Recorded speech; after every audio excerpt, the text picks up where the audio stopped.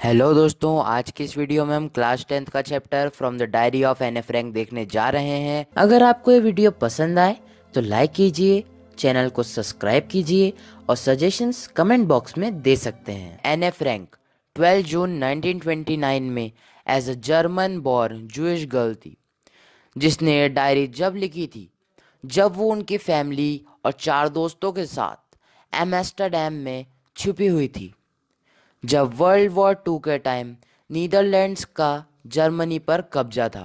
एने ने एक डायरी लिखना शुरू की जब उसके फादर ने उसे उसके 13th बर्थडे पर एक डायरी एज अ गिफ्ट दी। एने फ्रैंक को लगता है कि डायरी में लिखना उसके लिए एक अजीब एक्सपीरियंस है, क्योंकि उसने पहले कभी कुछ भी नहीं लिखा था। एने का सोचना था कि एक 13 साल की छोटी बच्ची की बातों में कौन इंटरेस्टेड होगा, लेकिन ऐसा बिल्कुल भी नहीं था। और एने ने अपनी फैमिली का डायरी में एक ब्रीफ इंट्रोडक्शन दिया ताकि हम उसकी फैमिली, रिलेटिव्स और उसकी एज का ओवरव्यू पता कर सकें। एने का मानना था कि लोगों के कंपैरिजन में पेपर में ज़्यादा पेशेंस है। उसके 30 फ्रेंड्स थे, लेकिन उसका एक भी सच्चा दोस्त नहीं था जिसका वो विश्वास कर सके। इसलिए ही उसने डायरी राइटिंग शुरू की और उसने अपनी डायरी का नाम किटी रखा, जो उसकी दोस्त थी। उसके बाद एने और उसकी फैमिली अपने सीक्रेट एनेक्स में शिफ्ट हो गए, जहाँ पर सामने ऑफिस था, स्टोर रूम था और पीछे की तरफ एक सीक्रेट एनेक्स बना हुआ था और उसका एंट्रेंस एक बुक केस के पीछे से था और वो कुछ इस तरह से पार्टीशन किया गया था। उनकी पूरी क्लास डर से कांप रही थी, क्योंकि आज टीचर्स डिसाइड करने वाले हैं कि कौन अगली क्लास में प्रमोट किया जाएगा।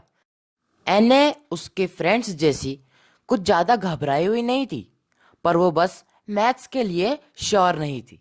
मिस्टर केजिंग, उसके मैथ्स टीचर, उससे बहुत परेशान थे क्योंकि वो बहुत बात करती थी।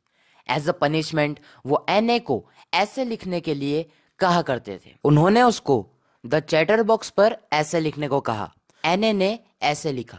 उसने उसमें आर्ग्यू किया। वो इस चीज में मदद नहीं कर सकती, लेकिन वो इस हेरिडेटरी ट्रेट को कंट्रोल करने का वादा करती है। इसके बाद एने में कोई सुधार न देखने के कारण उन्होंने उसे एक और ऐसे लिखने के लिए दिया, the incorrigible chatter box. 3rd lesson के दौरान उन्होंने quack quack quack sad mistress chatter box पर ऐसे लिखने को बोला।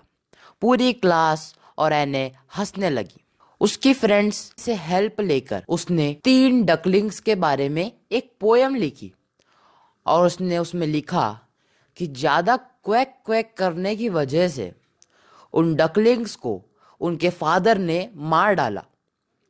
इसको पढ़ने के बाद मिस्टर केजिंग ने उसे एक भी पनिशमेंट नहीं दिया। 4 अगस्त 1944 में एने को उनकी मदर, सिस्टर और फादर के साथ कंसंट्रेशन कैंप में भेज दिया गया। वो 1945 में बेर्गन बेल्सन के टाइफus में मारी गई। उसके फादर ओट्टो ही सरवाइव कर पाए और उन्होंने ही एने की डायरी को 1947 में the diary of young girl के नाम से पब्लिश करवाया। एने फ्रैंक होप और फेथ की सिंबल थी। एने ऐसी भयानक स्थिति में होने के बावजूद हमेशा पॉजिटिव और हैप्पी रहती थी। इसलिए हमें कभी हार नहीं माननी चाहिए, हमें हमेशा हैप्पी और पॉजिटिव रहना चाहिए।